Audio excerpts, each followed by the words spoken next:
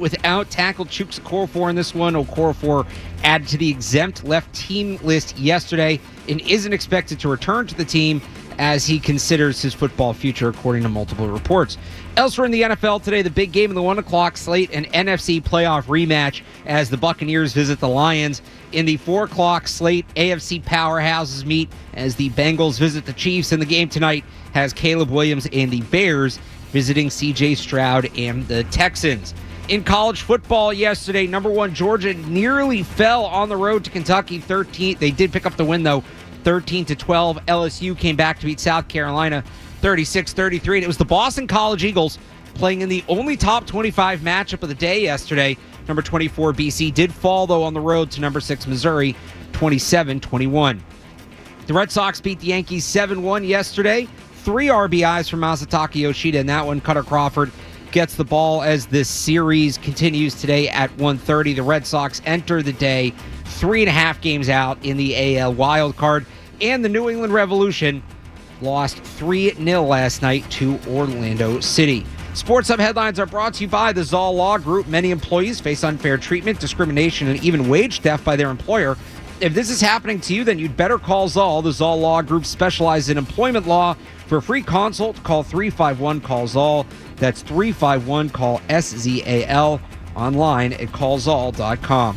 I'm Alex Barth on Boston's Home for Sports, 98.5 The Sports Hub. Your next update at 9 o'clock. Start your day. Ooh, that's a good one. Work through your day. What's that thing we do at the end of the show? And end your day. I'm not giving you an opinion. I don't know. Right here, 98.5 The Sports Hub. This is Sunday Kickoff with Alex Barth and Cerrone Battle. We hit, we win. We put pressure, we win. We penetrate, we win. Getting you ready for a long day of football coverage. The Pats, league news, betting lines, and game on. This is the show that has it all covered. Sunday Kickoff, brought to you by Surfside Iced Tea and Vodka. Now, here are Alex Barth and Cerrone Battle.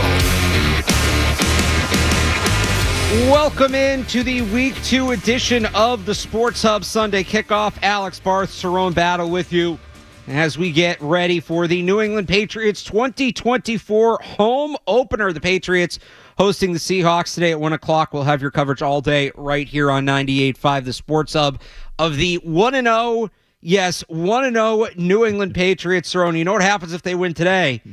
Well, now it's a winning streak, and good morning to you. That's it. Good morning. Good morning. Yeah, well, win today, man, changes a lot of hearts and minds, man. The perspective of this team and the feel around this team changes drastically, and it's going to be pretty interesting to see how it plays out. So I want to start here because we talked last week a lot about, you know, well, the Bengals they just are on another level. They're a projected playoff team, you know, potential Super Bowl contender, and then the Patriots go out and beat them. And yes, admittedly with injuries, like that was part of it, but they beat them. And then I heard the phrase "tomato can" this week, which 1 week into the Gerard Mayo era, when we were told that it was a complete teardown, we're doing tomato cans. Like, what are we? And look, that's not to say that the Patriots beat, you know, a peak Bengals team. I'm not being delusional in that sense, but I do think people really reevaluated after the loss, and that comes in stark contrast to me to before the season when everybody was, you know, doing the whole thing with schedule and looking through the schedule.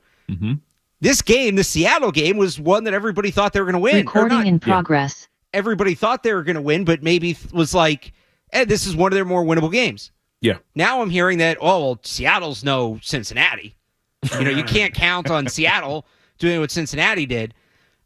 To me, I still think the Bengals have a better roster, and I think they had a better roster last week, even with T. Higgins out. And the Seahawks will probably have some key guys out, and we'll touch on that. Yeah. The difference to me is not that Seattle's a better team. And I still think this is a better team than I still think this is a more winnable game, than last week. The difference is, in what helped the Patriots last week, is the things that the Bengals don't do well lined up so perfectly with the things the Patriots do. And they had matchup advantages.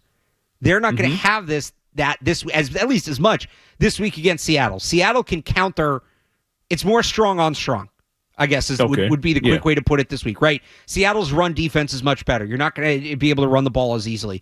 Seattle has a more diverse cast of offensive weapons than the Bengals did last week with their injuries. Not the full cast of offensive weapons. And again, we'll get to that. Kenneth Walker, it sounds like, isn't going to play in this game.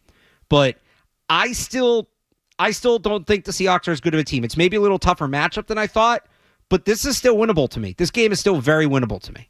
Yeah, I've felt early on before the Bengals game that this game was very winnable. I thought this was a game that they could grab, and I did not understand why people were just for this matchup looking at Seattle like they were just a guaranteed win on the East Coast at 1:00 with a new head coach without Bobby Wagner and all these changes they've had on that team. Think they were just going to just walk in and they're Seattle, they're good. It's like, no, they've been a average at best team the last couple of years. They had that a good run a couple of years ago when Russell Wilson was there when they went 12-4. But the reason that the rise of Geno Smith has kind of been there is because they turned out not to be, in the basement, but been okay under Geno Smith. And we look at that as them being great. A lot of times we see teams in the NFL get a lot of praise because they have a DK Metcalf, they had a Justin Jefferson, they have a Tyreek Hill. And we look at them like they're just unbeatable. And it's like, no, they're a very beatable team. And like you said, they got injuries. We're going to get to that point. But I looked at last year. They weren't a great ground team. They weren't a great defensive team. They were 30th in the league in run defense and yards allowed on the ground. Again, just like Cincinnati. Teams were running on them, and they weren't able to kind of counter that on the other end. And I think the Patriots, again, could take advantage of that and be able to move the ball a little bit. Now, Seattle has a good secondary, but they weren't this overwhelmingly dominant defense that, oh, no, they can't move the ball against this team. And the biggest thing to me is they don't have Joe Burrow. Cincinnati had Joe Burrow still. Jamar Chase was still on the field. When you have an elite quarterback, he can usually elevate the receivers around him.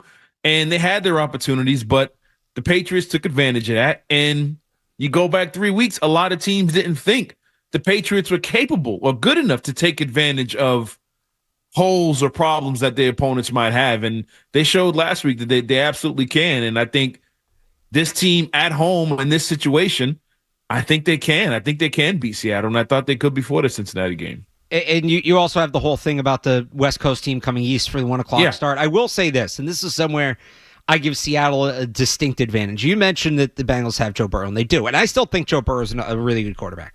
Mm-hmm. I see people using last week as kind of an indictment on him, and physically I still think he's incredibly capable.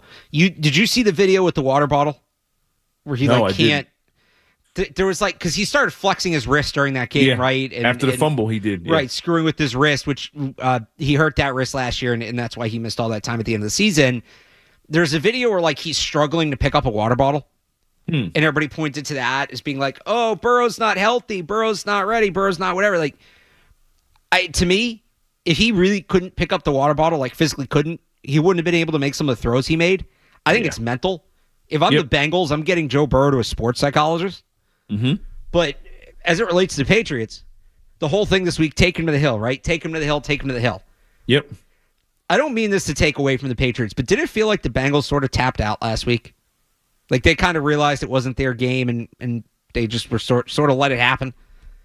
Well, I think once they realized. Yeah, not the whole game, but real late. Yeah. Yeah. They had their opportunities, and when they didn't capitalize on them, I think guys started slumping their shoulders, and they probably did mentally tap out. But we never thought the Patriots were capable of making any team in the NFL tap out late in the game. And I don't know if all of them did, but the Patriots, I think, forced them into that. And I've been kind of saying all week, for some weird reason, halfway through the first quarter, I never got a feel or vibe the Patriots were going to lose that game.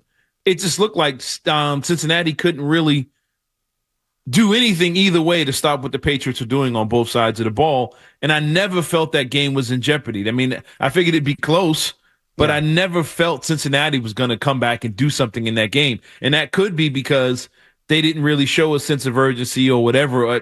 Maybe this is the way it came off on TV. But, yeah, they might have tapped out, but I didn't think the Patriots were capable of making the team do that. And if they could make a team that a lot of people pick to make the AFC Championship and be a contender in this league, they can do it to Seattle. Well, they can, but we'll get into that. I'm sorry, go ahead. No, so I guess my point was going to be in bringing that up was Seattle had a rough start last week. Seattle had a rough start. They get safetied early. They fell behind. They were behind at halftime, and they came back and they charged back. And this is, I just think, a more mentally tough team than the Bengals. And you also have the thing where they're playing for a new coach. And that just like we talked about that last week, that the Patriots maybe got a bump because they're playing for Cerrone, as they should. Should. It's a good thing. I think this team's going to come in a little more headstrong than the Bengals. The Bengals had to not lose last week. We talked a little bit about it on the show. I talked about it on my podcast earlier in the week.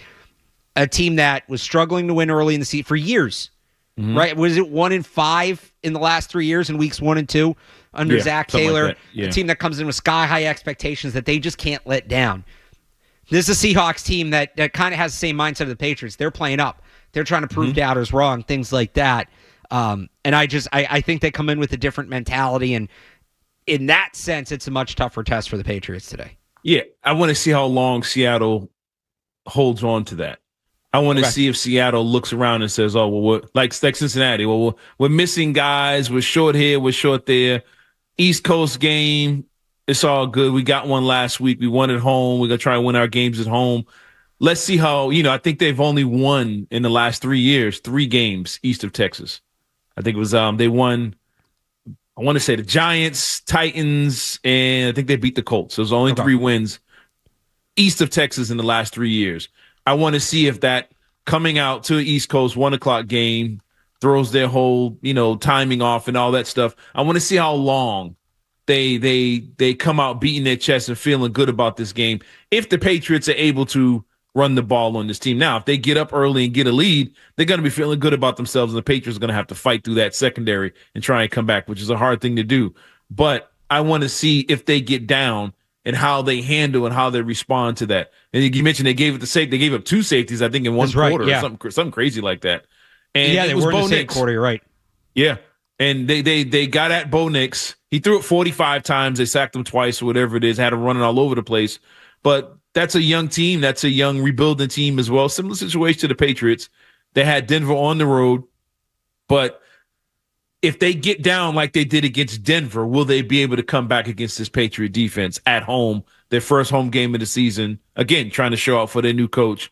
I don't know if Seattle is capable of doing that against this Patriot defense, as shorthanded as they might be by 1 o'clock today. How about this, Ron? We got an early call here on Sports Hub Sunday Kickoff, 617-779-0985. You want to join us? Joe in the car has a thought on today's game. Joe, good morning.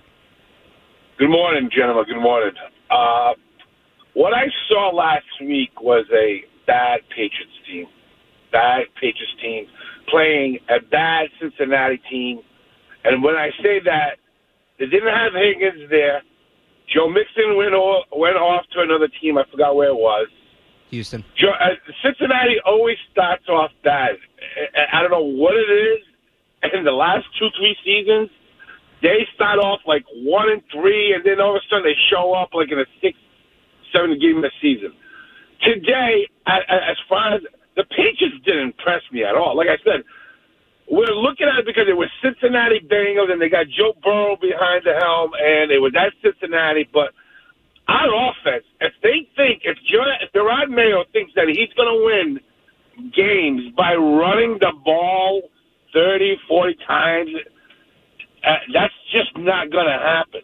And Seattle, Pete Carroll's back there. Pete Carroll, that coach for Cincinnati, is a joke, too. Pete Carroll's not the coach of the Seahawks, Joe. Hello? Oh, Joe? Yeah, he hung up. Okay. I thought Cincinnati, Seattle ran the ball 30 times last week. That's how they won. Seattle under new head coach Mike McDonald, the former Ravens defensive coordinator. This coaching matchup's fascinating, Cerrone. Two defensive coaches. They're 2 youngest coaches in the league. Gerard Mayo was the youngest head coach in the league for, I think, like a week and a half until the Seahawks hired Mike McDonald.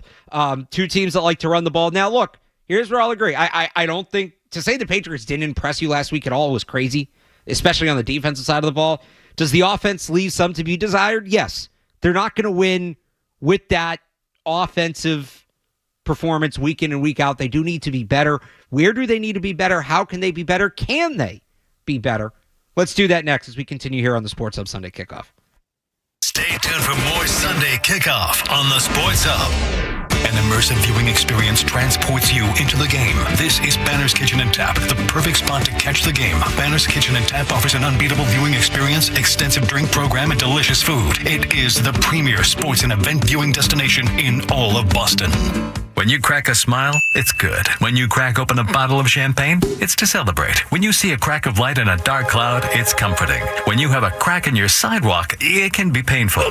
When you have a crack in your foundation, it can be wet. When you have a crack you don't want to celebrate, call Ramjack.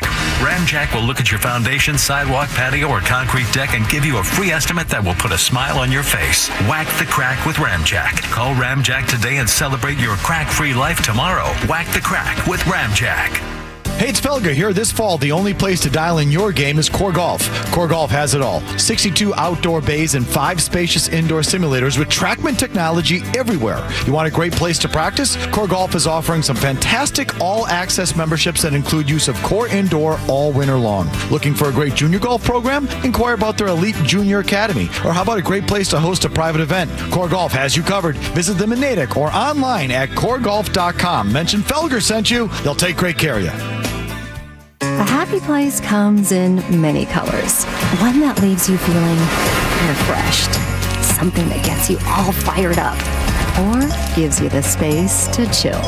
Whatever your color, bring happiness home with CertaPro Painters and make your happy place your home. CertaPro Painters. That's painting happy. Get started today at CertaPro.com. Each CertaPro Painters business is independently owned and operated. Contractor license and registration information is available at CertaPro.com. Hey, it's Felger here for Surfside Iced Tea and Vodka, made with stateside vodka and real brewed tea. Surfside is only 100 calories, 2 grams of sugar, with no bubbles, no troubles, 0 carbonation. So it's easy to sip and enjoy. So if you're headed to a tailgate in Foxborough or a game day party at a friend's house, bring an iced tea or lemonade variety pack from Surfside, or try their green tea and new raspberry tea vodka. Find the can with the sunset stripes this football season. Surfside Iced Tea and Vodka, sold at bars, restaurants, and package stores near you. Surfside Iced Tea and Vodka, sunshine in a can. Must be 21. Enjoy.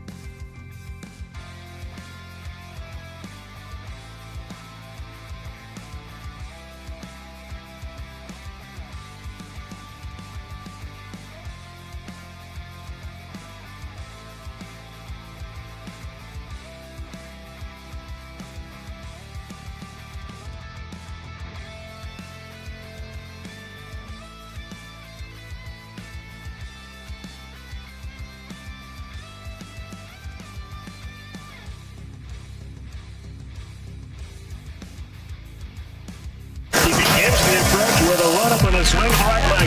Every football game starts with a kickoff. This is Sunday Kickoff with Alex Barth and Cerrone Battle on your home for Patriots football. 98.5 The Sports Hub. When you broadcast, hey, we're going to be a running football team. That's who we are. And we don't care who wins. Eventually, there's an offensive philosophy that every defense can say, you know what, they're not running on us, and they'll commit everything. And then we turn into a pass team. It's all built off. So when I say we're going to run the ball, all right, if you want to load up the box, then we'll throw the ball. And this is why I always tell the receivers and everyone else, run the route like you're getting the ball each and every play, because the game changes. It changes. It's one thing to sit there and say this is the game plan on Wednesday, Thursday, and Friday, but we have to be, I talk about mental agility and being able to really change instead. The opposite of agility is rigidity. We can't be rigid in the way we play. We can't be rigid in the way that we think. And who knows, this week, Jacoby may throw for 300 yards or Ramondre may run for 200 yards. I really don't know. And that's why I come out here to say it to him. That was Cerrone Mayo this week when asked if the Patriots can get by being a run-only team. Well, if they stop the run, we'll throw it. It's kind of a simplistic answer, but it's the right approach. Every team's going to be dominant at something. And it's Alex Barth, Cerrone Battle, Sports Hub Sunday Kickoff. You want to give us a call, 617-779-0985. Every team's going to be dominant at something. Mm-hmm. You're going to have something you do the best, and that's what you're going to lean on. Every team, if you don't, you're really one of the absolute dregs of the league. But what separates the good teams from the great teams, I say this all the time, bad teams can't do anything. Good teams are really good at one thing. Mm-hmm. Great teams are really good at two or three things, and the elite teams are good at everything. You can't take anything, you just can't take everything away. They're going to beat you no matter what. That's the elite teams. Patriots can run the football, or at least last week they showed they could run the football. Yeah. The question is, can they build off of that? Mm-hmm. And that is going to be the question this week. You are facing a Seattle team that is much better built against the run, is going to allocate some more resources to stop the run, and just saw on tape that your best way to win is running the football. And if they're smart, they're going to make a point of taking that away. So the Patriots are going to need to show that they have some sort of counter. That doesn't mean come out and throw the ball 50 times, but can you throw it more? One thing I look at last week, they ran the ball well. The Bengals start stacking the box. Now, Ramondre Stevenson was still able to run the ball anyway, but if you can't get that again, where's the play action? Hit play action behind that, right? I think they only had 5 play action snaps last week, or screens, or just something to upset the timing of that rush. That obviously comes down to pass protection. Can they block it better? And we got some news yesterday on the offensive line. Chuks Okorafor, it sounds like, is considering retiring. He's away from the team. He's not expected to return. But I do want to see the Patriots open up the playbook a little bit more. And Alex Van Pelt kind of talked about that this week. He said he didn't necessarily have everything on the play sheet he wanted to have. Can they? I don't need to see them run the air raid, but can they throw the ball a little bit more this week? I think is a big question, because I think they're going to need to be able to do that. Yeah, and the Patriots played early last week, and after sitting through a day of football last Sunday and Monday Night Football and whatever, you come out Tuesday and they say that week 1 was the lowest passing totals in 20 years in the NFL. It seems to me like across the league, everybody simplified their playbook and said, hey, let's take it back 10 years and run the football a little bit. Seattle ran it 30-plus times or something like that. I think Geno only had 170 yards in the air, and he's got Metcalf and Lockett. And they really didn't attack Denver in the air either. With the Patriots, I thought at times last week, it seems like when they needed 5-7 yards to move the chains, finding Henry or finding Thornton, it's like each guy got one catch in these moments. Finding the tight ends, they seem like they made that play and got that first down. I'm like, oh, okay, they are capable of doing that a little bit. Okay, I like that a little. I think that was the most shocking thing to me. They didn't throw for a lot, but it seems like when they needed it, they got it. But this week, I think actually not having a dominant receiver or a dominant go-to guy in the pass game is a strength of theirs, because the defense is not rolling coverages. They're not trying to double one guy, take away one guy they're trying to focus on. They're probably going to treat them all equally. Yeah. And I think with that, Brissett will treat his receivers equally. I don't think he'll lock in on a favorite guy, and that allows them to be a little more balanced and unpredictable so far early in the season. Now, I know Polk was beating some of his guys a lot last week. He just didn't get the balls, but I want to see if they take advantage of that this week, if they kind of pick on everybody, not one guy with 9 catches, but this guy with 3 here, 2 here, 3 here, you know what I'm saying? And spread the ball around that way. I think they'll be able to do that because of Seattle recognize that they can run the football. They're going to be looking to stop the run.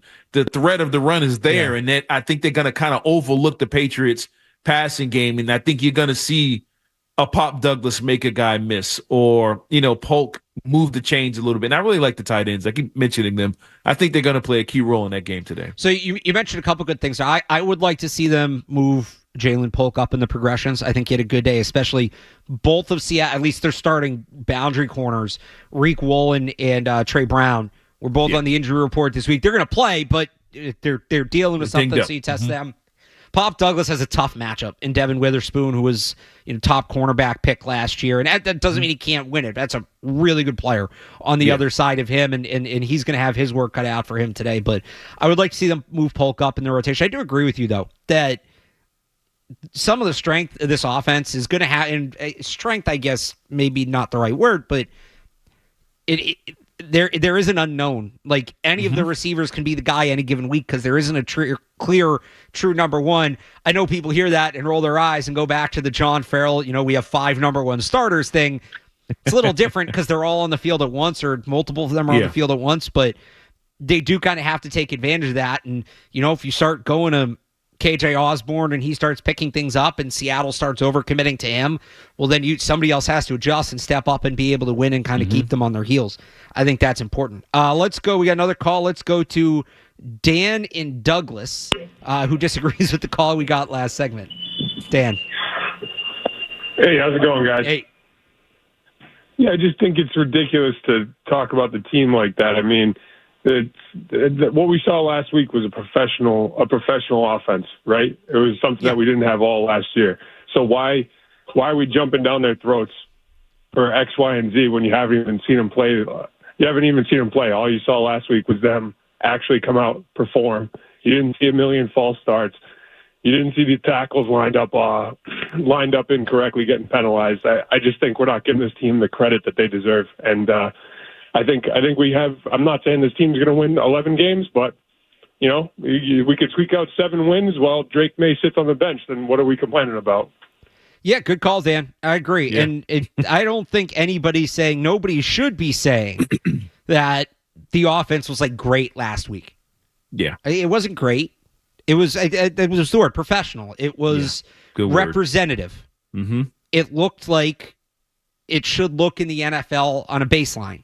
Now, you want to be above the baseline, obviously. Yeah. But considering what we watched the last 2.5 years, all right, I'll start with the baseline. Exactly. But they are going to have to be better. And that starts up front. What's so crazy to me is we came away from that game last week. They had the highest pressure rate allowed in the NFL. Jacoby Brissett was pressured on, I think it's 48% of his dropbacks, more than any quarterback in the league.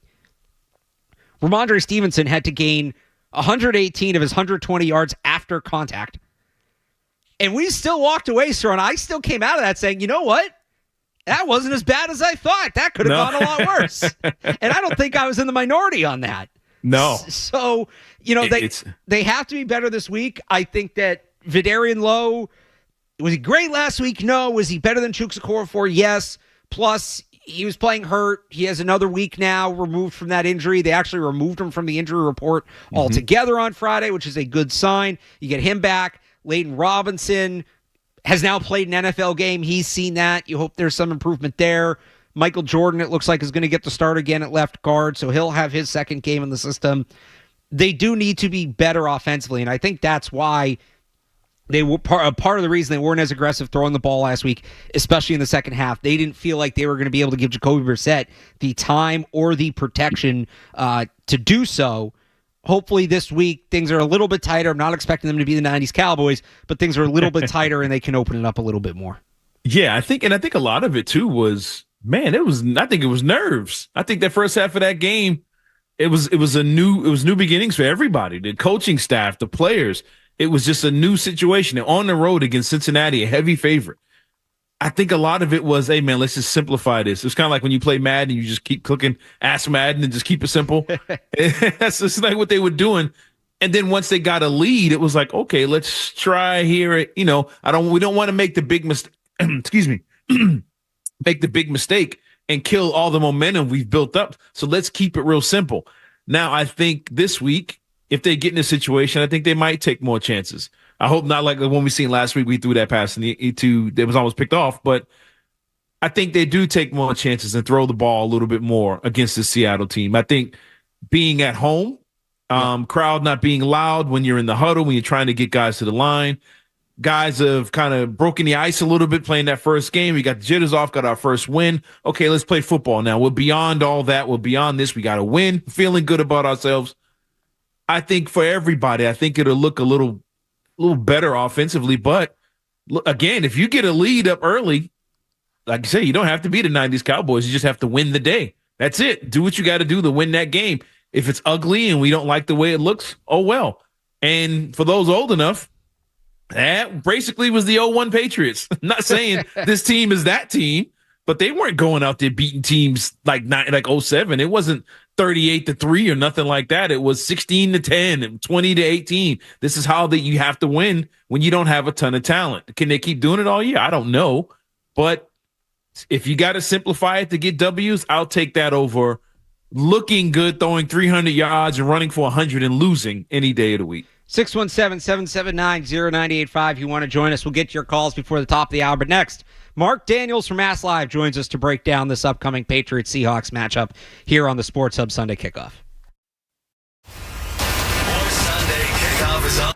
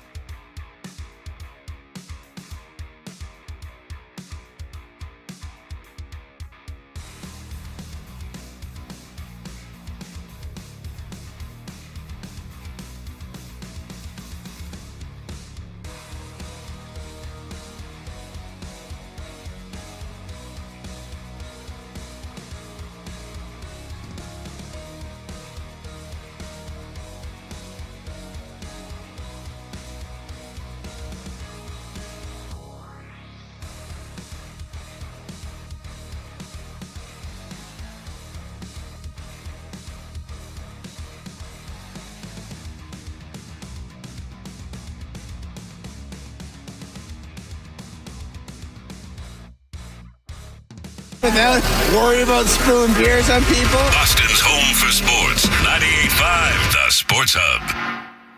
Alex Barth and Cerrone Battle are here, talking football every Sunday morning with the insiders and with you. It's Sunday Kickoff on 98.5, the Sports Hub.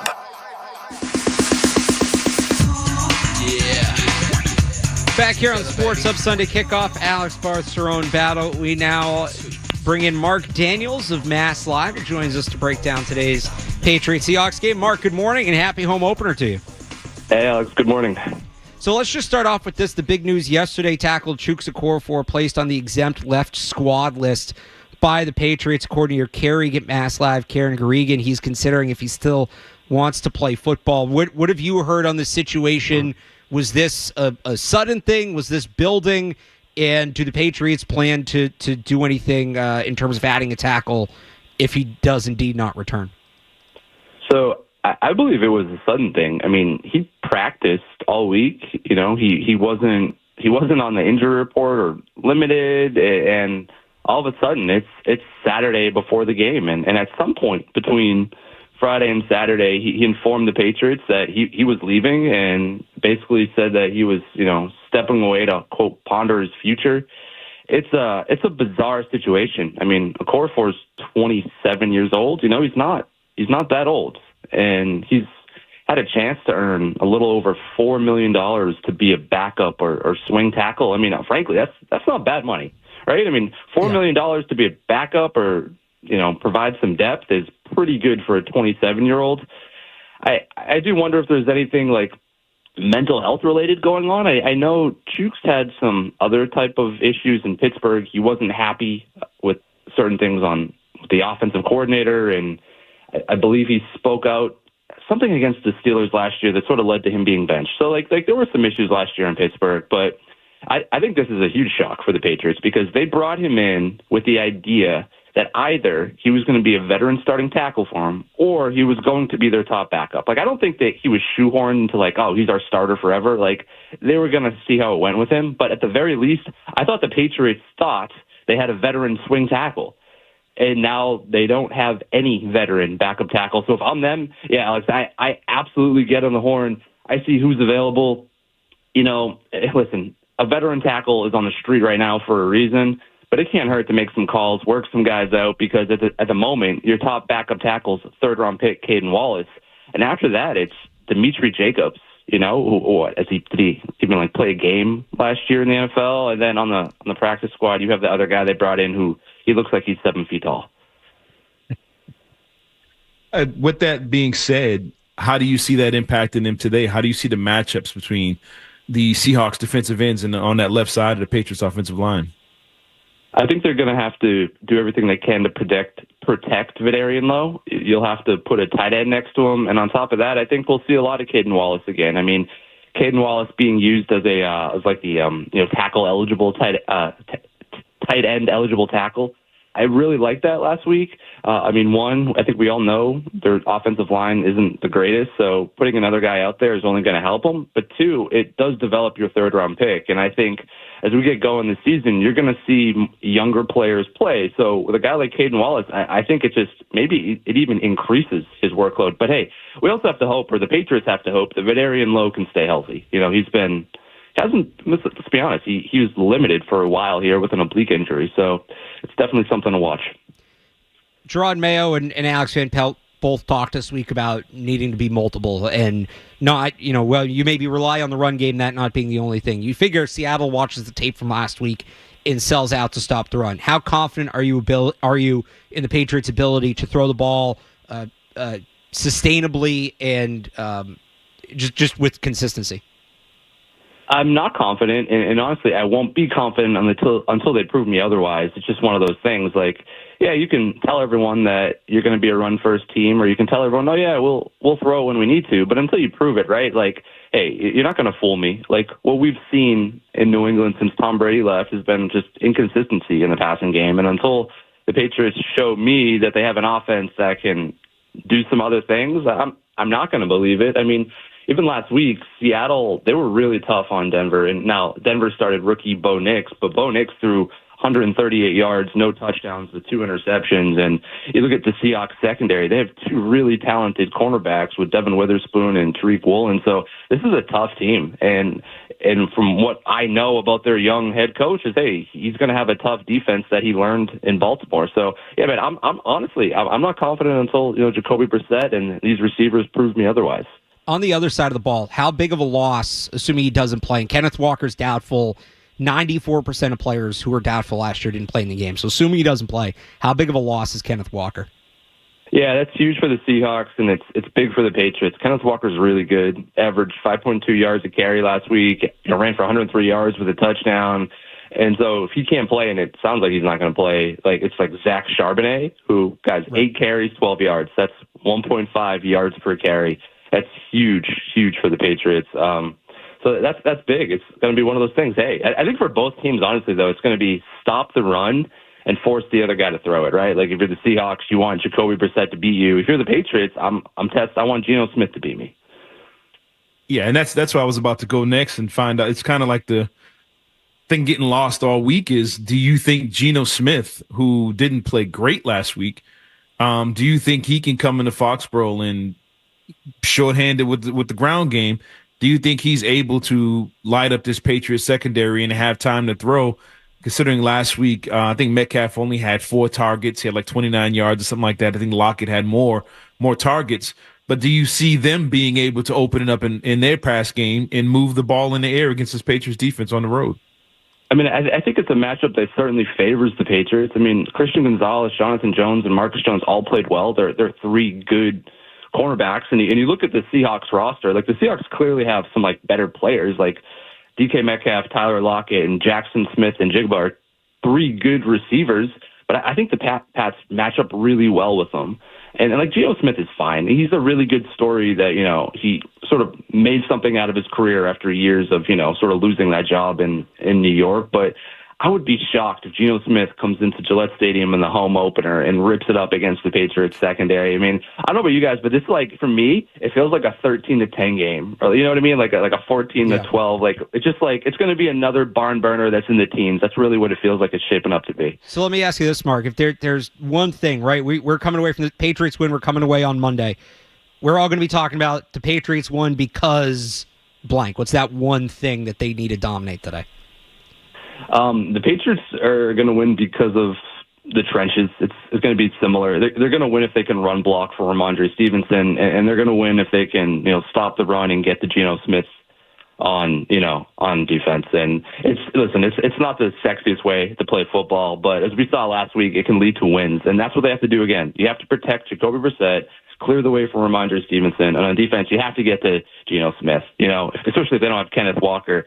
Put pressure on Geno Smith, don't allow him to pass, shut down the run, and just, force him into just this ugly single-digit game that you come out, the winner, 2-0.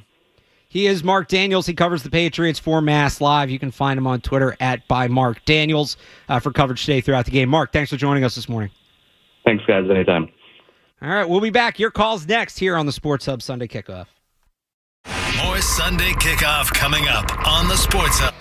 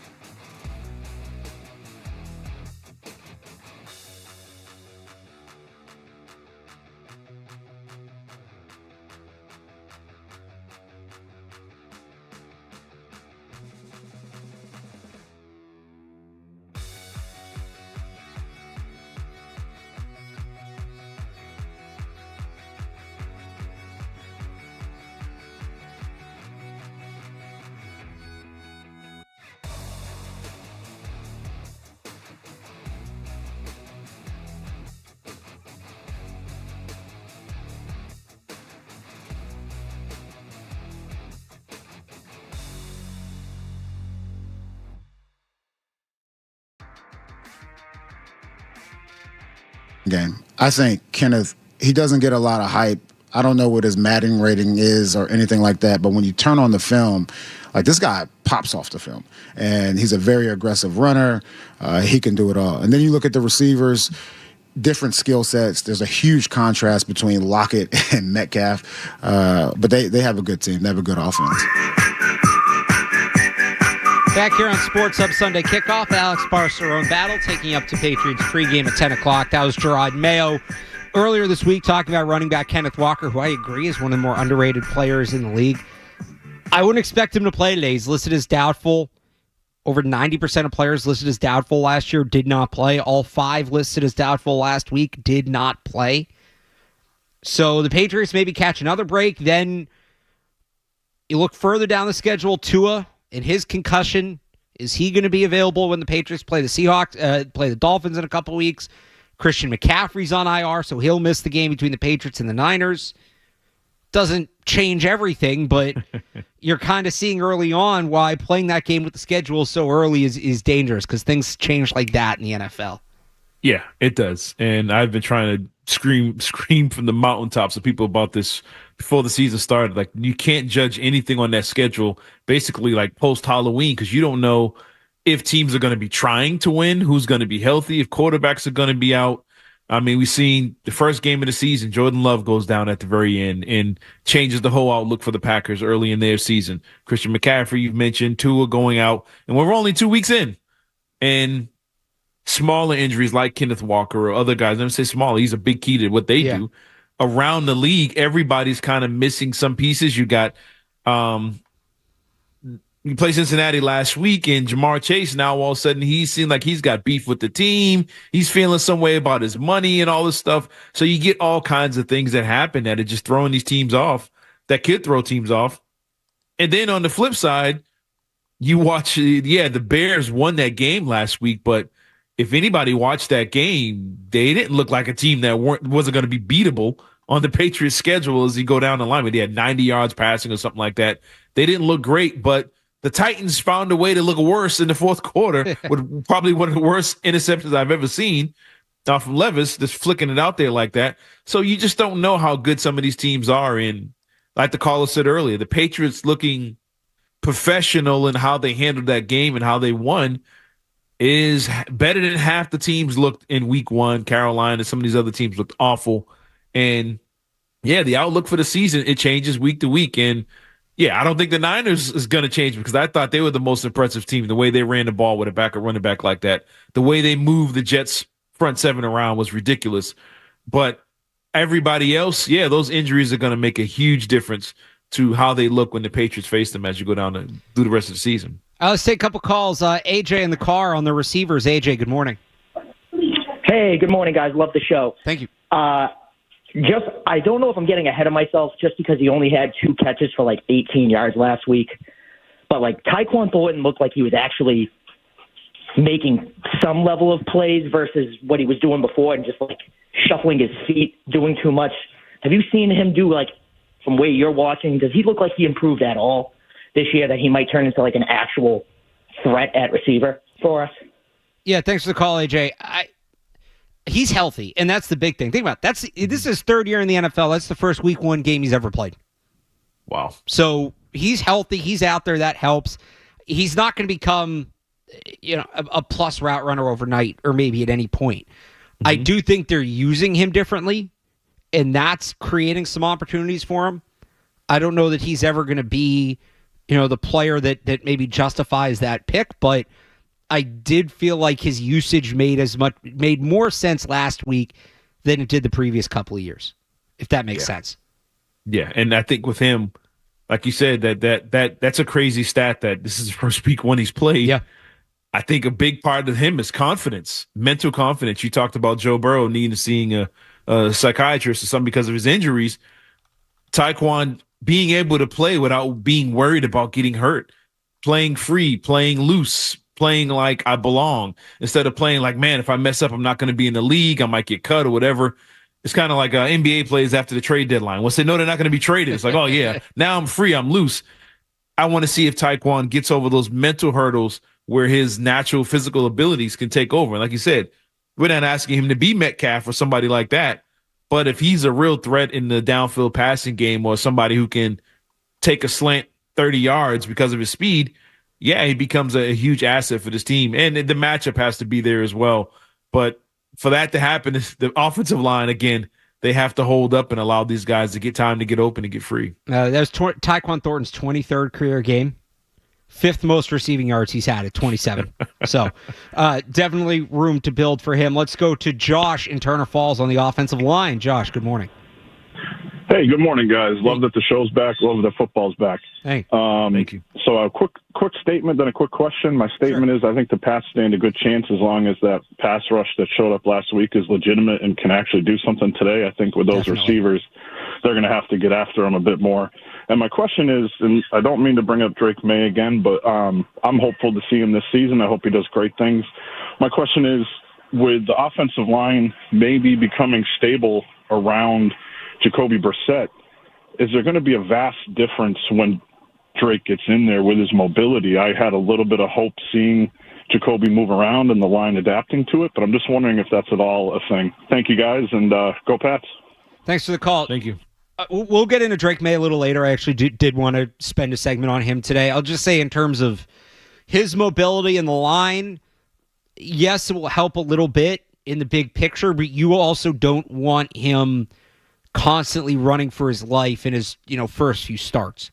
Mm-hmm. You want him to be able to get into a rhythm and get going, and that's why cleaning the line up a bit and getting some continuity before you make that move helps. So, like, long-term, yes, but I don't know that that's something that you want to completely bank on right away with him. I think you're doing him a disservice if you do that. Yeah, I would tell the caller to go back and look at last week's game with Washington and Jaden Daniels. I think he had like 90 yards rushing. He was running for his life the whole game, and he put the ball on the ground 3 times. He fumbled 3 times. He ran for 90 yards. He was just running and scrambling all over the place. And, yeah, it looks good statistically if you got him in fantasy. Always got 90 yards rushing, 150, 200 yards passing, whatever it was. Yeah, it looks great, but you don't want your young quarterback running for his life like that. You don't want, your franchise out there scrambling and running. You saw the Tua situation. Nobody wants their quarterback out head first like that running the football. That's just a bad look for the league, bad look for that team. But I will say there was a couple runs last week that Jacoby Brissett had when I'm sitting there like, this dude is going 0 to 60 in like 15 seconds. Like, if that was a younger quarterback, there was one on the left side. He had blocking downfield. I'm like, man, if that was Drake May, he probably would have scored on that. But Brissett wasn't trying to do anything outside of get the 15 yards he got and run out of bounds. But I don't want to see May in that situation. So I do want to see them get a little rhythm, a little timing, and a little continuity before you throw him back there. But I do want to see him play before the season's over. 617-779-0985 if you want to join us. Quick check of the headlines, then we go around the league next on the Sports Hub Sunday Kickoff. WBC-FM and HD Boston. We've got the Patriots covered. Back to the home. He's in trouble. A sack. It's an all-new season for the Pats, and you'll hear it all right here. 98.5, the Sports Hub, the Beasley Media Group station. Sports Hub headlines. Football is back at Gillette Stadium today. The Patriots host the Seahawks in their home opener at 1 o'clock. Pre-game coverage begins at 10. 5, the Sports Hub and the Patriots Radio Network. The Patriots will be without tackle Chuks Okorafor for this one. Okorafor was added to the exempt left squad list yesterday and is not expected to return to the team as he considers his football future, according to multiple reports. Elsewhere in the NFL today, the big game in the 1 o'clock window, a playoff rematch in the NFC as the Buccaneers visit the Lions. 4:25, AFC heavyweights go at it with the Bengals visiting the Chiefs. And tonight, 2 star young quarterbacks face off for the first time as Caleb Williams and the Bears visit C.J. Stroud and the Texans. In college football yesterday, number 1 nearly fell to an unranked team. Georgia went on the road to Kentucky, pulled out a late 13-12 win. Number 16, LSU came back to beat South Carolina 36-33. And in the only matchup between 2 ranked teams yesterday, number 24 Boston College fell on the road, but kept it close against number 6 Missouri. Final score 27-21. The Red Sox beat the Yankees 7-1 yesterday. Masataka Yoshida, 3 RBIs in that one. Cutter Crawford gets the start for the Sox today at 1:30. The Red Sox enter the day sitting 3.5 games out in the AL wildcard picture, but there are 2 teams in between them and the current third wildcard Minnesota Twins. And the New England Revolution lost last night. They fell 3-0 to Orlando City.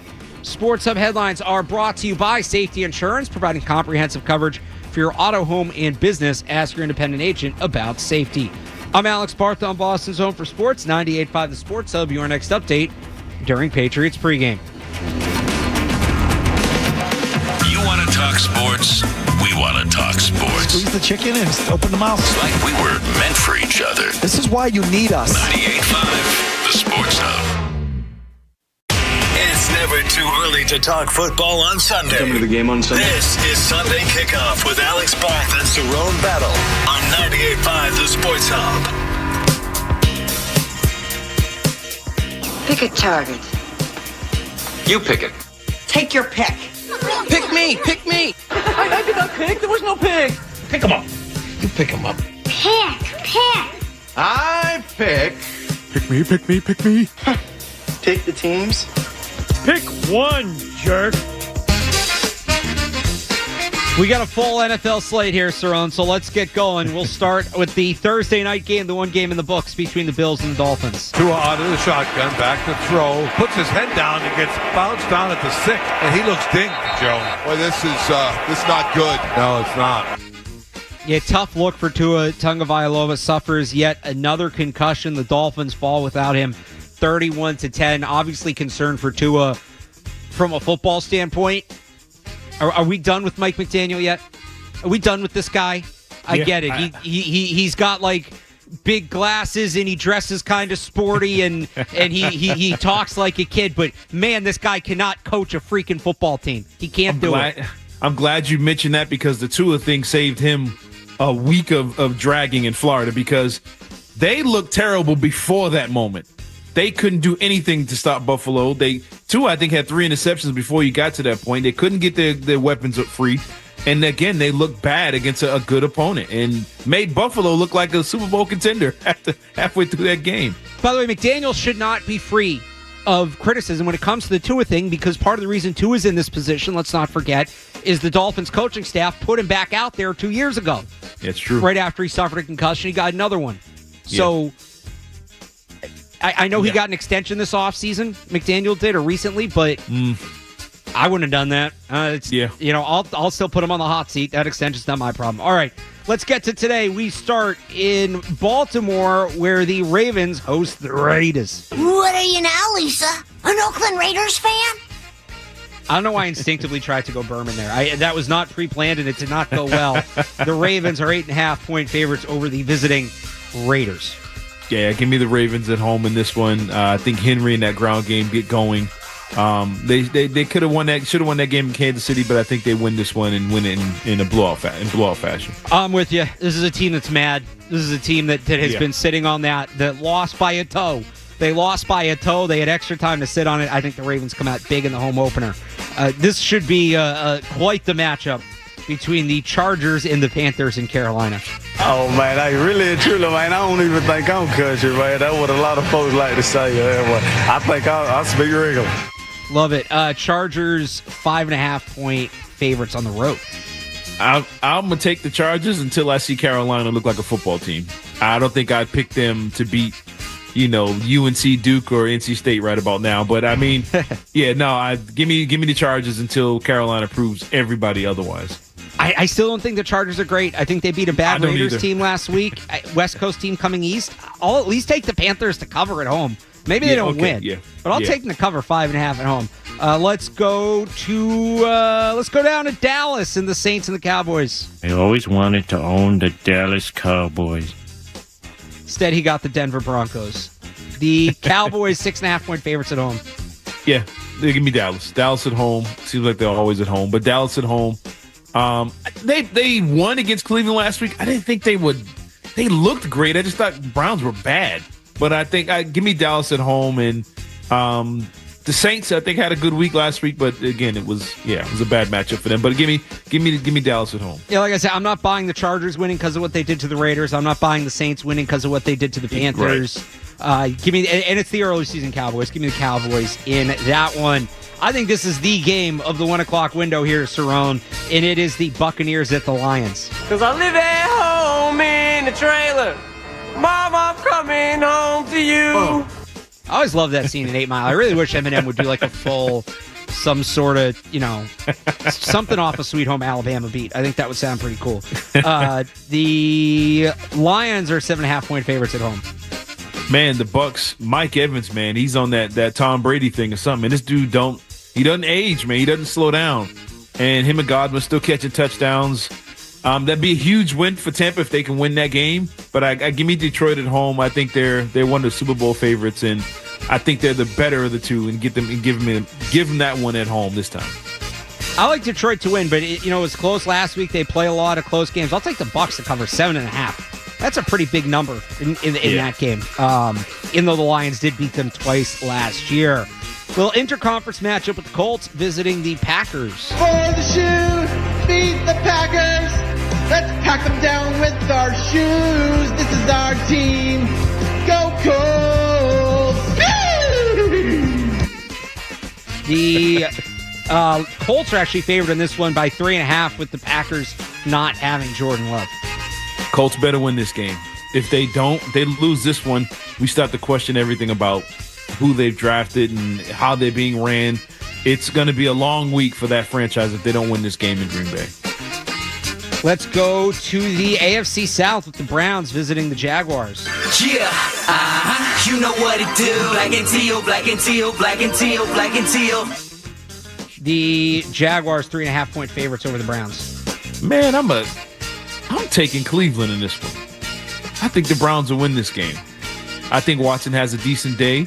And Jacksonville, I don't know what to think about them right about now. Browns, I know, got their issues, but I think the Browns win this game. I'm going to take the Jags. It's beyond Deshaun Watson. There's so much wrong in Cleveland right now. But Watson's not good. I think the Jags bounce back. I think the Jags take this one. This would be my other, the game of the 1 o'clock window, the Niners at the Vikings. When did you find out that you'd be in the starting lineup? That question right there is why I'm at. That's why I don't like really talking to media, because you say one thing wrong and then, just skip that question. That's Jordan Mason last week. Leave the guy alone, you fantasy football nerds. You absolute nerds. Relax, okay? Figure it out. Read the tea leaves. It's not that hard at this point. The guy's on IR. You couldn't figure out he wasn't going to play. Niners are favored by 5.5. Vikings had a good showing last week, but it was against the Giants. You buying any of that, Cerrone? No. And the Niners, to me, I thought were the most impressive team week one. The way that offensive line, their dominance was incredible. Guys were open on every play. I'm not picking anybody really to stay within 5 points of the Niners right about now. So give me the Niners in that one. I'll take the Niners as well. All right, we'll get into Patriots, Seahawks, get back into that in a little bit. The Jets at the Titans. Levis swallowed up, gets rid of it at the last second, and it is intercepted. Will Levis under? He just flipped it in the air. The easiest pick six you're going to find. Will Levis hit the surrender cobra mid-play. I don't know that I've ever seen anything like that. It's one of the great memes. It really is. The last 5 years. Levis and the Titans, 3.5-point dogs at home to the Jets. Man, I think the Jets steamrolled these dudes, man. Yeah. I thought the Jets did the best they could against the Niners. The Niners' talent on that offensive line is ridiculous. They never let them get the ball. I think the Jets roll these dudes and they blow them out in a big way. I'm with you 100%. With you 100% on that. Final game in the 1 o'clock window. The other New York team on the road as well as the Giants visit the Commanders. How concerned are you that he will, replace you at quarterback? I'm focused on doing my job and playing as well as I can. I've got to play better. I know that. Focus on doing that. Is that Daniel Jones? Yeah. He should be concerned. Yeah. Drew Lock's not a bad player. I've always been a fan of his. Not a bad player. I would start him this week. He's not starting, and the Commanders are 1.5-point favorites. This is it for him. If he goes out there and looks bad against this Washington team, he's going to be on the bench. They have to win this game. And I think they're the more desperate team at this point. That give me the Giants in a close one. I think the Commanders win it. I think Jaden Daniels kind of saw some NFL action last week. He's going to be able to process that. He's going to be able to build on that at home. I like the Commanders in this one. All right, 3 games in the 4 o'clock window. We'll start with the Rams at the Cardinals. We got to do better. I mean, we're up 17-3 and you lose a game, so that falls on coaches. With the defense, we got to do it. Start with me. We got to keep the score down a little bit there. Cardinals hung with the Bills last week. Came down to the last play of Kyler Murray actually threw the ball to the wide open 4th overall pick. I don't know if you heard Kyler Murray this week says, not my job to get the ball to Marvin Harrison Jr. It is, by the way. It is your job. Who else is it? Kyler.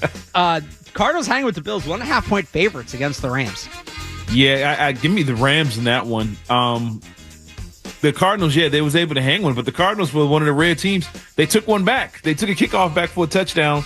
That kind of was a big play for them, but I don't see the special teams touchdowns coming this week, and I think the Rams, who are one of the few teams that get over 300 yards passing, will do some damage against them in the air. So give me the Rams in this one. Cardinals seem too disconnected offensively. I'm with you. Give me the Rams, even without Puka Nacua, who, according to some reports this morning, could miss a few weeks here with his knee injury. We've got the Steelers at the Broncos. And I'm answering the question. Be quiet. I'm answering the question. Be quiet. You asked a question. I'm answering it. You let me finish? That's what I'm doing. Trying to.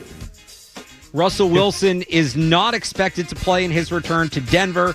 Steelers with Justin Fields, 2.5-point favorites. Steelers, mainly because of the defense. I think they force a lot of turnovers, and they get to Bo Nix.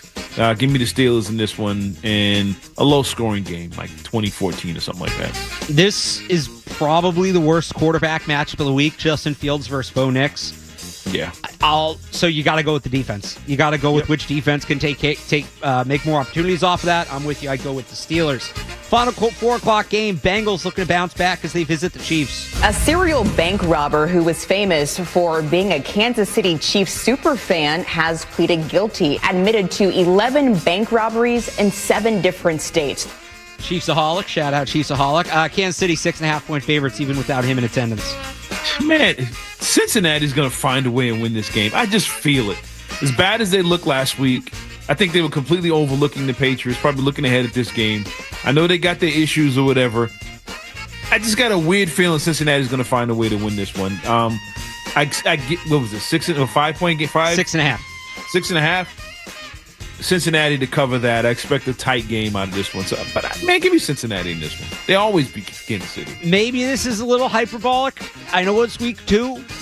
Cincinnati playing for their season today? Kind of feels like it, no? Yeah. You know, you lose to the Patriots. Now, here's the team that's in your way. You can't beat them either. Where do you go from there? There's going to be some really loud questions about the future of T. Higgins, the future of Jamar Chase, the future of Zach Taylor.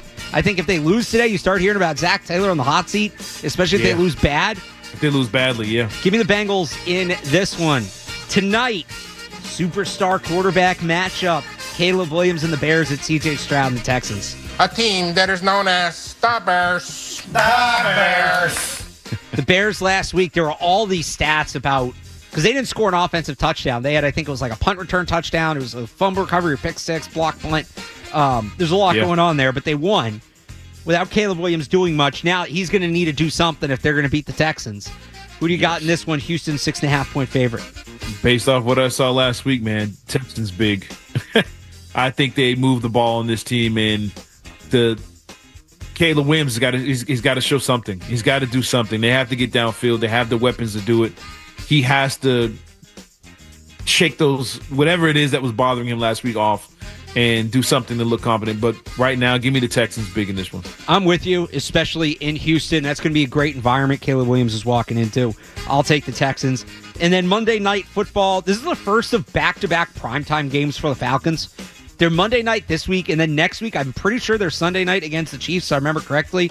But they got the Eagles this week on the road. Again, this is just Senior Bowl rumor mill. The Eagles were very interested in Belichick if things didn't work out with Nick Sirianni, and they could be at the front of the line if things, again, go poorly for him next year. I was right. The Falcons do play the Chiefs on Sunday Night Football next week, but this week they visit the Eagles as 6.5-point underdogs. Man, if you sit Kirk Cousins in the pistol for 90% of the game today, they're going to get rocked. I mean, I don't know what's wrong with Cousins. I don't know if he's still got issues with that leg or whatever, but they have to look better than they did last week. But Philly's got to be riding high after their win, and they had a few extra days off because they're playing that game in Mexico. But, man, give me Philly in this one. I thought Atlanta would be a Super Bowl contender. It's still early, but right now, give me Philadelphia. I still think the Eagles left a lot to be desired last week. Jalen Hurts left a lot to be desired. Yes. So did the Falcons. Don't get me wrong. I mean, the Falcons did not have a great game last week either. I still think the Eagles win this. Falcons cover, though. I think this is a close game. I think the Falcons cover that 6.5 at least. At least cover it. All right. That's your Week 2 slate in the NFL. We'll get back into Patriots Seahawks next here on Sports Hub Sunday Kickoff. Stay tuned for more Sunday Kickoff on the Sports Hub. Country Ski and Sport in Hanson, Quincy, and Westwood has served the Boston.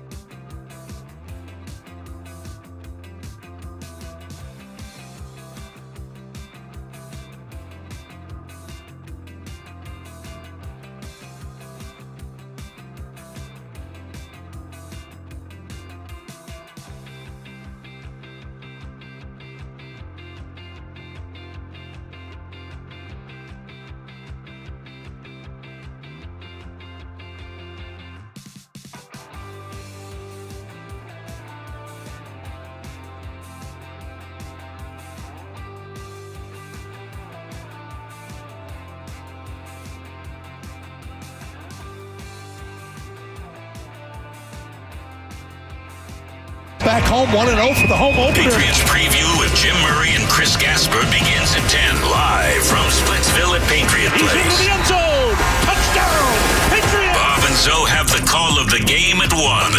insurance. 98.5 The Sports Hub Patriots Radio Network. The Pats and the Seahawks. The home opener on the station where you'll hear every single play. 98.5 The Sports Hub. He begins the approach with a run-up on a swing right leg.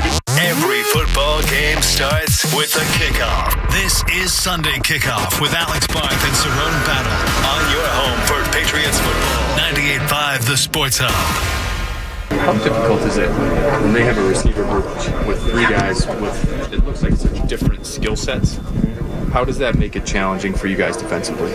I mean, they can bring, they like you said, they all have different skill sets, so they all bring something different to the table. And, you just got to be ready for, once you see one receiver, the next play you'll see a different receiver that has, like you said, a whole different skill set. So, I mean, it makes it challenging, but it's fun. That's what you like as a corner, being able to see different receivers from play to play. Are you planning on being ready for all of them? Do you focus on one guy? Is it DK that you're really focused on during the week? Yeah, I'm ready for all of them. Ready for, whatever the team needs, whatever the team asks for me and for us to do, that's what we go out there and do.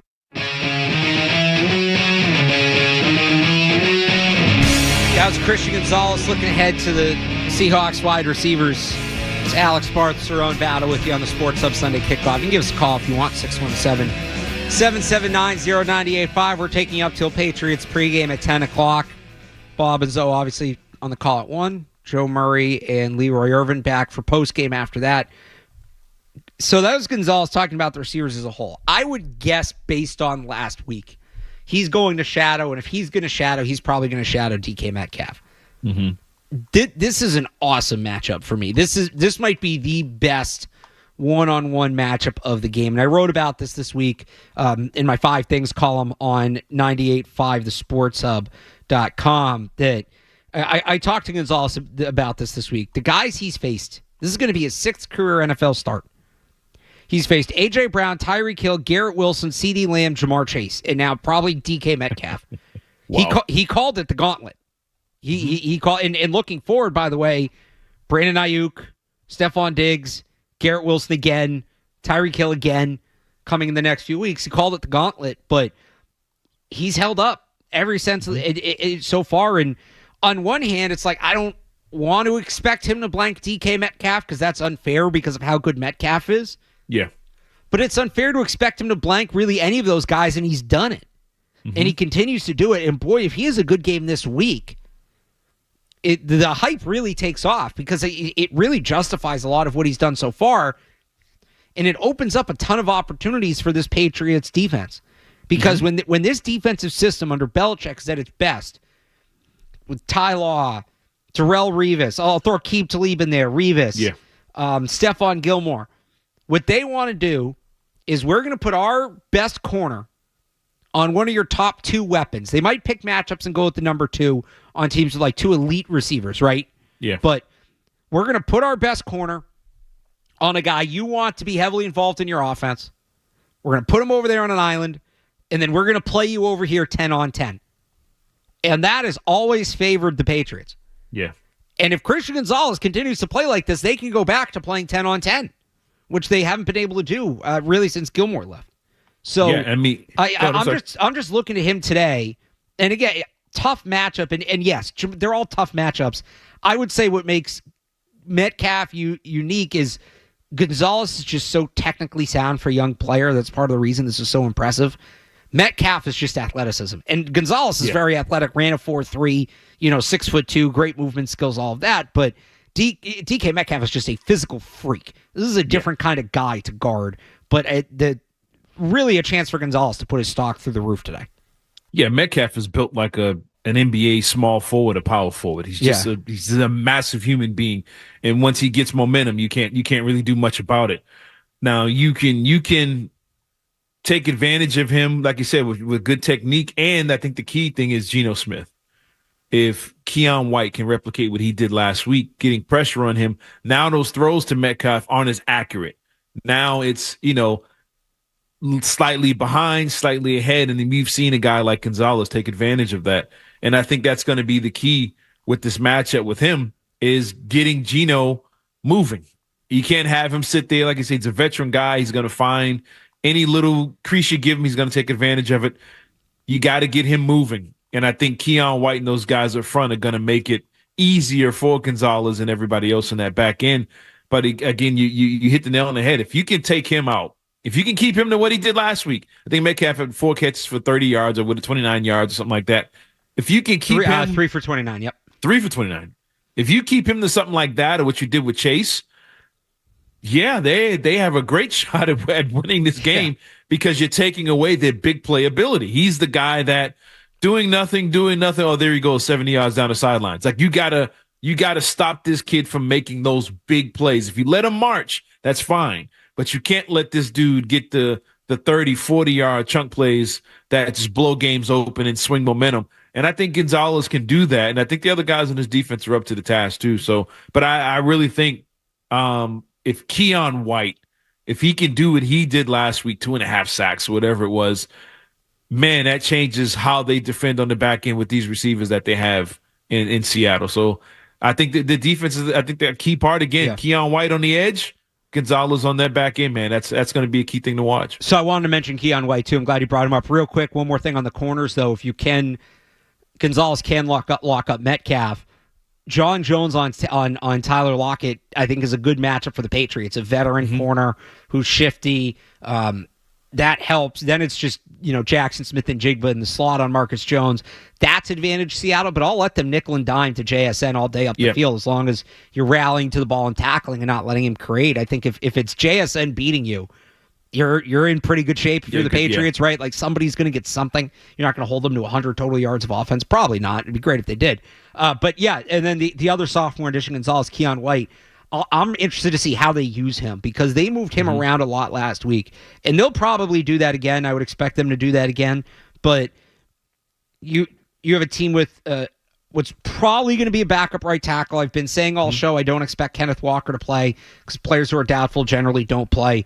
George Fant, the starting right tackle for the Seahawks, is also doubtful. Both of their guards were on the injury report all week, both their starting guards as well. So do you put Keon White off left tackle and just let him rush the blind side?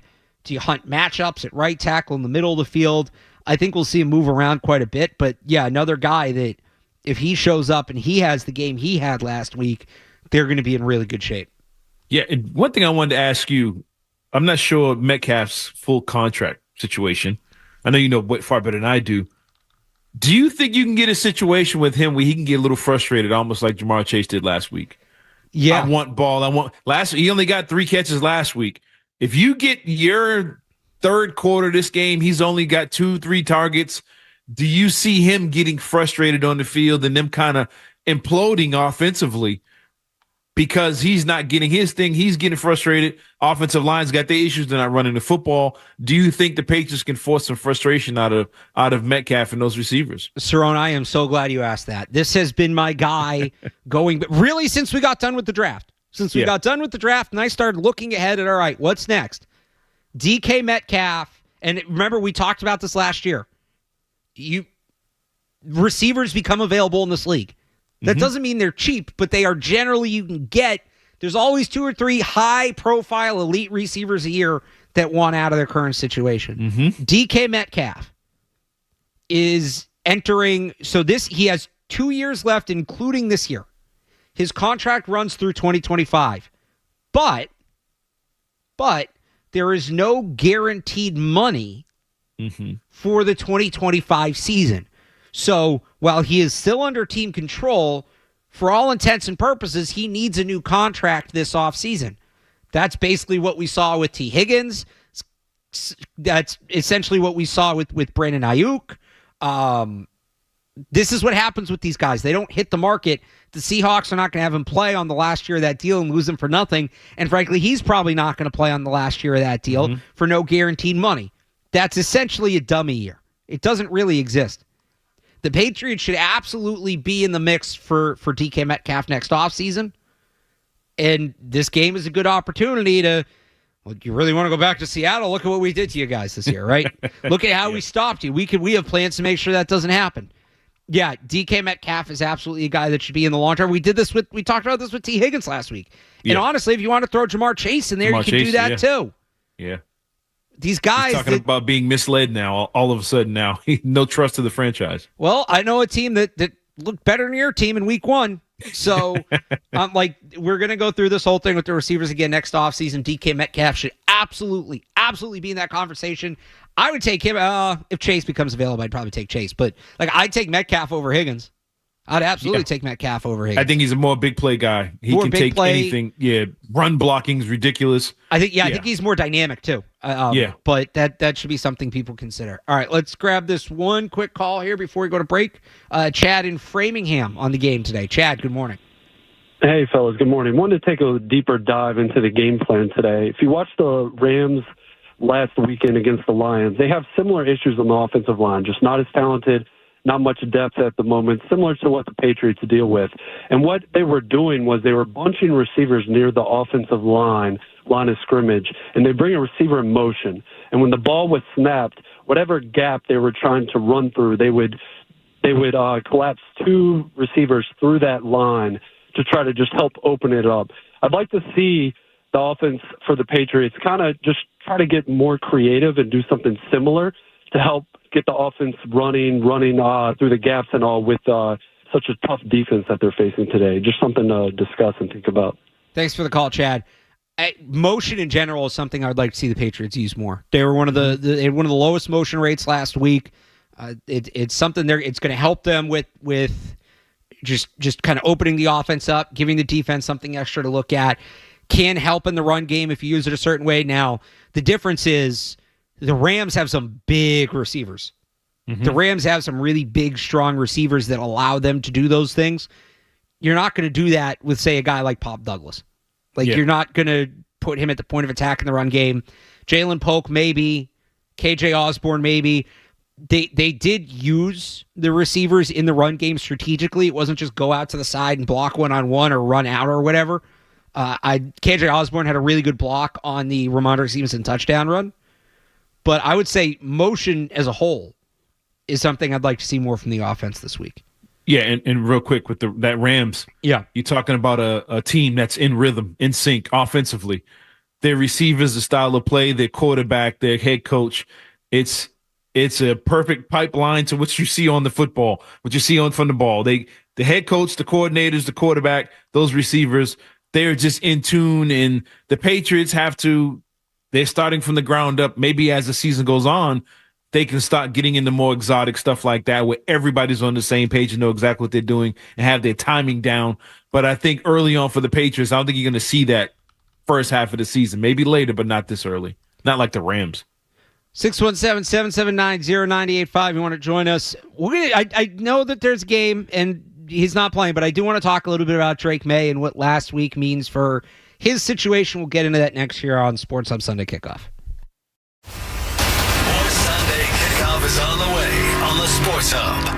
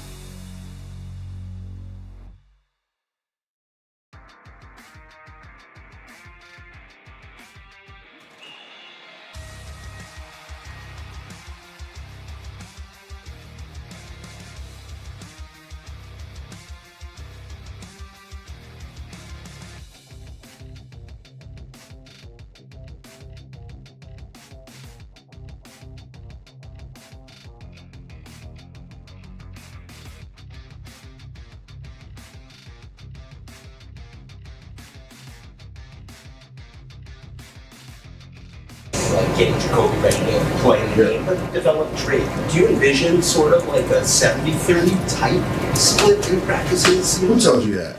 Who told you that? No. Be transparent, Okay. because I didn't want to do that to the reporter because I didn't think it was on the TV. Yeah. And so this is fully transparent. They mentioned something on For sure. on the TV. No, that's definitely accurate. It's not a secret. We have a quarterback in the wings that needs to continue to develop. And normally, I would say, normally it's the starter gets, let's say, 95% of the reps, and the backup doesn't. With this, is a little bit different, and we had a conversation.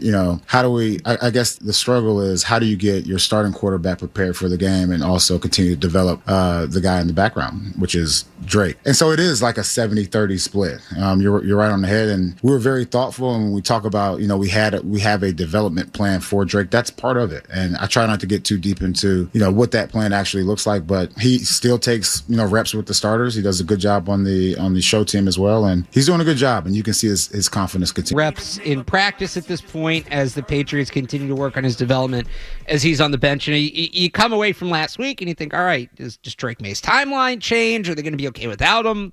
And just kind of to reset on that, first I'd say this. I actually like that plan. 30% of the reps with the starting offense. Then he also gets the scout team.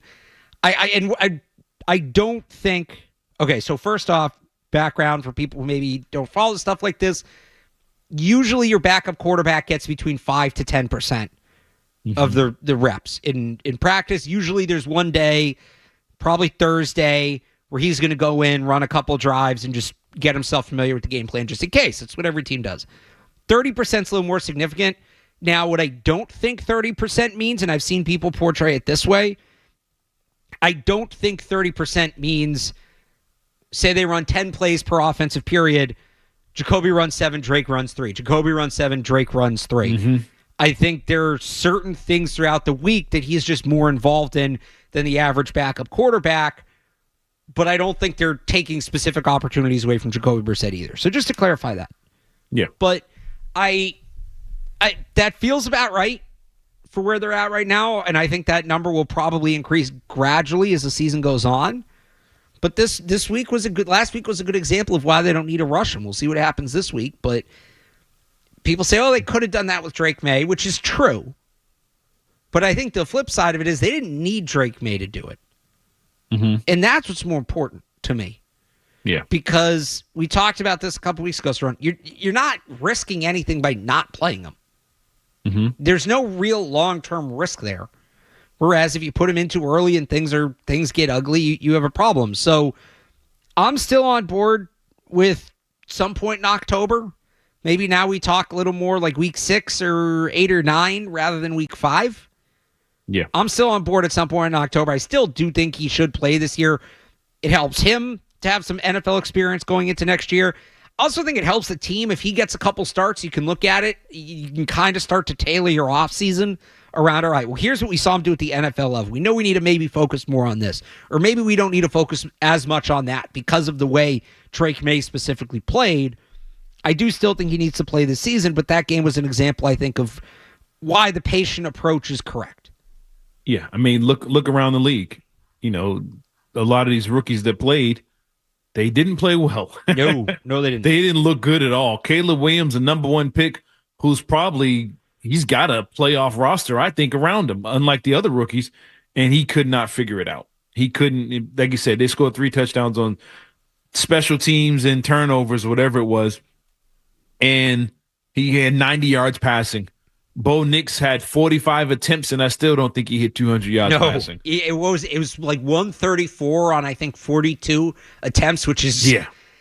How many times did you hear me last spring, Cerrone, yell about average depth of target? Yeah. Just saying. True. I'm just saying. You did. Yeah, you did point that out. And he gave you 40 examples in that game last week. And Jay Daniels, he ran most of the game. Fumbled it 3 times, had his issues, had his struggles. So you look around and you'd be like, "Ooh, I'm glad Drake May wasn't caught in the middle of that," because the Boston media is a little different than Washington and Chicago and these other places. We would have been all over Drake May if he'd have looked like Caleb Williams in week 1. We would have destroyed him, the team, everybody else. So it's good that he's getting this time. But I think today's could be one of those first tests.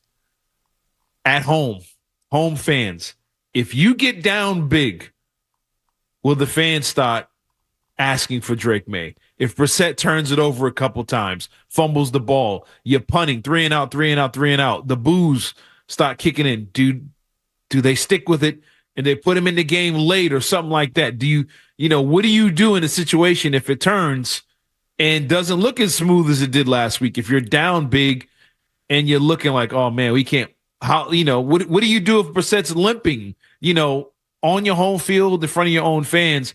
I think it'd be more of a test for the coaching staff than anybody else if those situations pop up in a home game, your first home game of the season, and you got your third round pick sitting over there the third overall pick sitting on the sideline. So injuries aside, because if Brissett gets hurt, he gets hurt, and I'm still not ruling out that just blowing up the timeline. He took some shots last week. He did, and there's that one up the middle from Logan Wilson. I didn't think he was getting up from, and credit to him for getting up and staying in the game. But am I crazy in saying, Cerrone? Like, this is a real time take because of something you said. Like, yeah, I think if the offense gets stagnant, I mean, we did the whole Zappy thing, right? And chanting for Zappy after the first drive of the game. and this isn't exactly apples to apples, but this crowd is same fans. Little loyalty when it comes to quarterbacks right now, right? Yeah. Am I crazy in thinking last week maybe buys them some time? No. Like, if they had lost last week, one bad drive, you're going to start hearing chants for May. Yeah. I'm not saying it means that you won't get them today. Mm-hmm. Does it buy him like a quarter maybe if the offense is a little slow? Of like, all right, well, it's a close game. And because they did it in close games last year. It wasn't like blowouts. Yeah. Did they maybe buy themselves some breathing room with the crowd? Because I think that matters. I think that helps. It just there's a pressure element there that you now don't need to deal with. Yeah, I think you're right. I think that game last week did buy them a lot of time, and not just that game. I think the injuries of the games coming up might have bought you some time. You're looking at the Dolphins. You're looking at the Niners. I think still going to roll anybody, but you're looking at the Jets. I mean, you're looking at all these teams. And you're like, maybe we can hold them out a little longer. But, I mean, if you get out there, if Brissett's having a bad passing day, but he's not turning it over, he's not fumbling or anything like that, I don't think you're going to get the boos. Now, he throws a pick six. If he looks like Mac Jones did against the Saints last year, where it really turned, if you get off to a start like that, the fans, I think, are going to be all over this coaching staff. And the boos and the chance for Drake May are going to start. You have to avoid the way Mac Jones played against Dallas and played against the Saints early in the season to keep the fans off your back. But if you find a way to win like you did last week, I think that buys you plenty of time. I think it buys you about a few weeks of football time. 617-779-0985. You want to join us here on Sports Hub Sunday Kickoff. We're taking you up till 10 o'clock. Then we've got Jim Murray and Chris Gasper coming up on pregame. Bob and Zoe have the call at 1. It's Joe Murray and Leroy Irvin on with post-game tonight.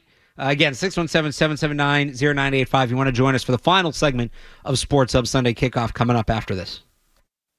More Sunday Kickoff coming up on the Sports Hub. Coors Light presents.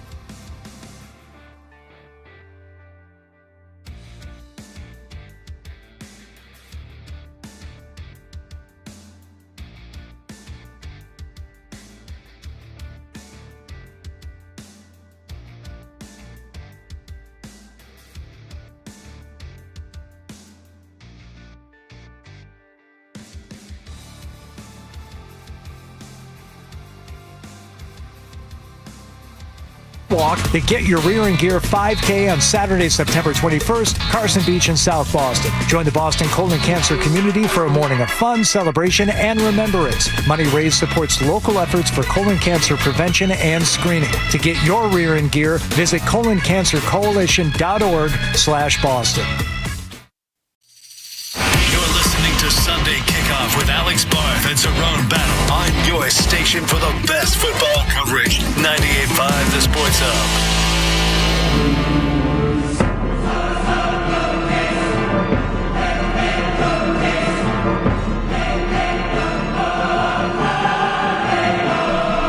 I was glad they brought back 0-4 tuna, Cerrone. Final segment here, Sports Hub Sunday Kickoff.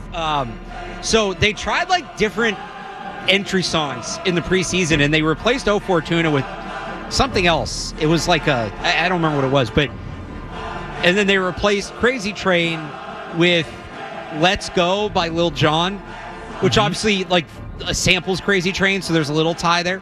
Yep. For the first game, that's what they did. For the second game, they brought back 0-4 tuna, but they kept the Lil Jon version of Crazy Train. So I'm wondering what we'll see today. But This Is Our House is still the touchdown song. And all the other music stayed the same. Those were the only changes I noticed. But I love 0-4 tuna coming out of the tunnel. That gets me fired up every time. Let's go to Bobby in Boston before we make our final game predictions here. Bobby, how you doing? I'm well, guys. Thanks for taking my call. Listen, I got to say, you guys might not like this take, and I'm sure most of the audience won't. But you know what? I woke up this morning and somebody asked me, hey, go Pats. What do you think is going to happen? And I said, I don't know what's going to happen, but I hope they lose by 100. I do, and I hope they lose every other game this season by 100 because Robert Kraft and Jonathan Kraft are not good people. So, all right. Okay. Who you got today, Cerrone?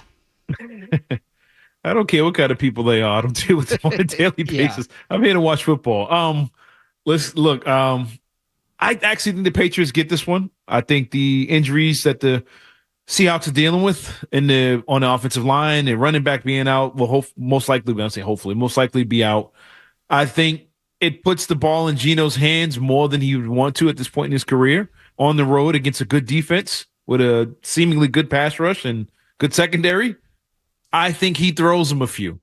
I think Geno gives the Patriots a short field a few times. He gave one last week to Denver. Like you said, 2 safeties in one quarter. They got to him. That's even with a good ground game. I think the Patriots force him into turnovers that Burrow probably wouldn't have made. It was pretty accurate last week. I think Geno gives them a couple. They force some turnovers, something they didn't do a lot of last year. And I think they get a short field, and I think they get the W in this one. I got them, I think they get 24 points today. I got them 24-14. As crazy as this sounds, like I think it comes down to Christian Gonzalez. I think that's the matchup. If he can take out DK Metcalf, I said this before, let Jackson Smith and Jigba nickel and dime you down the field. Yeah. Let him and Geno Smith go, 5 yards, 6 yards, 4 yards, 4 yards, 6 yards, and see if Geno can, to your point, keep going without making a mistake. Yeah. And I think the Patriots offense, I think Vidarian Lowe, I do think the offensive line is going to be better than it was last week.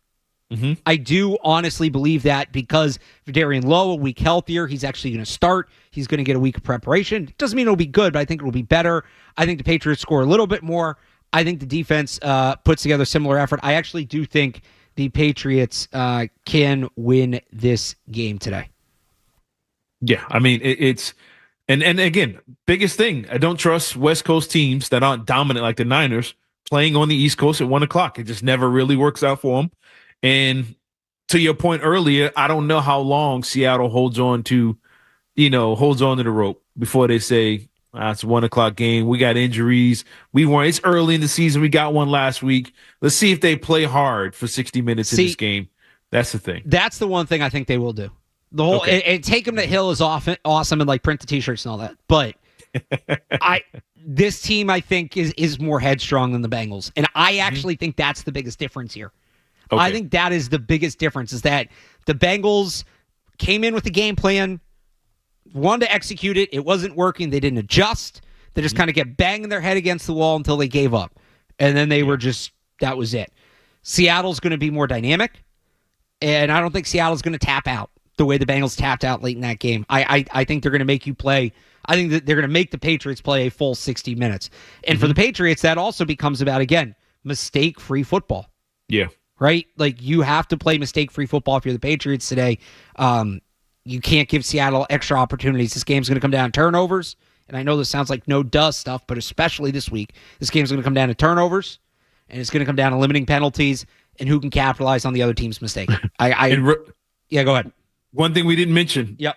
Special teams. The kicking game last week was awesome. I didn't worry about it when they lined up. I think that has to continue this week. You have to capitalize. If he's giving you short field, you got to come out of it with 3 points. No turnovers and no missed field goals and no crazy penalties on special teams.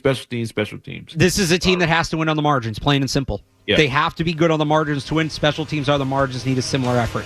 It's what you saw last week. All right, I got to get out of here. I got to go down to Gillette to cover the game. Have fun, man. We'll have coverage on 98.5, thesportshub.com. Myself and Matt Dolph. Dolph will actually be on Patriots pregame in a little bit. That's coming up here momentarily. You can follow me on Twitter as well, at RealAlexBarth. He is Cerrone_battle. Check out the show at Sun Kickoff 98.5, available Sports Hub Sunday Kickoff wherever you get your podcasts. Everybody have a great day. Enjoy the game if you're going. Bring the energy. It's the home opener. And we'll see how this one goes. 2-0 on the way, Cerrone. By the time we do another show, the Thursday night game, 3-0, maybe? We'll see. We'll see. Have a good day, everybody. Enjoy the game. We'll talk to you next Sunday at 8. Bye. From the Town Fair Tire Studios, the Patriots. Into the end zone. Here. Touchdown for the Patriots. Score. WBZ FM and HD Boston 98.5, the Sports Hub, a Beasley Media Group station. This is Patriots Preview, driven by the all-electric Honda Prologue. Jones to backpedal, right side of the 16, stab left, ran it right down the sideline to the 40, to the 50, slams up to the 45, beats the punter to the 35-30. Marcus Jones down the middle of the 10, into the end zone. Touchdown! No flag! Touchdown!